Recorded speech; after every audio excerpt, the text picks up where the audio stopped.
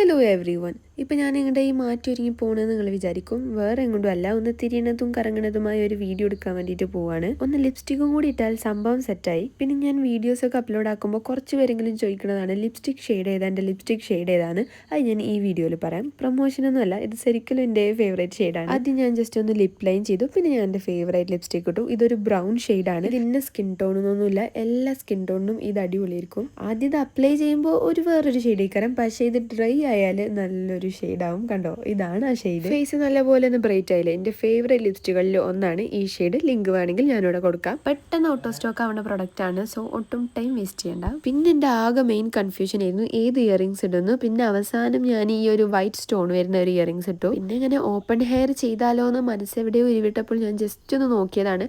പക്ഷെ എനിക്ക് എന്ത് ചെയ്തിട്ടും ഒരു മെനയാവുന്നില്ലല്ലോ സജ്ജി എന്നുള്ളൊരു ഇതായിരുന്നു. പിന്നെ ആലോചിച്ചപ്പോൾ ഒരു ചേഞ്ച് ഒക്കെ വേണ്ടേ, എപ്പോഴും ഒരേപോലെ ആയാൽ ബോറടിക്കൂലേ. എന്നാൽ പിന്നെ അങ്ങനെ തന്നെ ഇരുന്നോട്ടെ എന്ന് ഞാനും വിചാരിച്ചു. പിന്നെ കുറച്ച് കഴിഞ്ഞപ്പോൾ എനിക്കിത് എങ്ങനെ ചെയ്തിട്ട് ഒരു മെനയാവണില്ല. അപ്പൊ പിന്നെ ഒന്നും നോക്കിയില്ല, എൻ്റെ സ്ഥിരം ഹെയർ സ്റ്റൈലിനെ ഞാൻ അങ്ങോട്ട് എടുത്തു. പിന്നെ കുറെ പേര് പറയാനുള്ളതാണ് ഹെയർ സ്റ്റൈൽ മാറ്റി, ഹെയർ സ്റ്റൈൽ മാറ്റുന്നത്. ശരിക്കും ഈ ഹെയർ സ്റ്റൈൽ കൊള്ളൂലേ? കൊള്ളൂലെങ്കിൽ കൊള്ളൂല പറഞ്ഞു. അങ്ങനെ കുറച്ച് കഴിഞ്ഞപ്പോഴത്തേനും നമുക്ക് വീഡിയോസ് ഒക്കെ കിട്ടി. കഴിഞ്ഞു നമ്മുടെ പരിപാടി കഴിഞ്ഞു. പിന്നെ കുറച്ച് ക്യൂട്ട്നെസ് വേണമെങ്കിലാവാം. വീട്ടിലെത്തിയപ്പോൾ എന്തോ ഒരു പുതിയ സാധനം വാങ്ങി, അതിൻ്റെ അൺബോക്സിങ്ങും കാര്യങ്ങളൊക്കെ ആയിരുന്നു. ഇമ്മ പിന്നെ അതിൻ്റെ ഒരു പൊലിവിലായിരുന്നു. എനിക്കിനി ഈ ഡ്രസ്സൊക്കെ ഒന്ന് ചേഞ്ചായി ഒന്ന് ഫ്രഷ് ആവണം. ഇനിയിപ്പോൾ എന്താ പരിപാടി എന്ന് ചോദിച്ചാൽ പ്രത്യേകിച്ച് പരിപാടികളൊന്നുമില്ല. ഇനി അങ്ങനെ ഇങ്ങനെയൊക്കെയാണ് പോവും. അപ്പം അത്രയേ ഉള്ളൂ.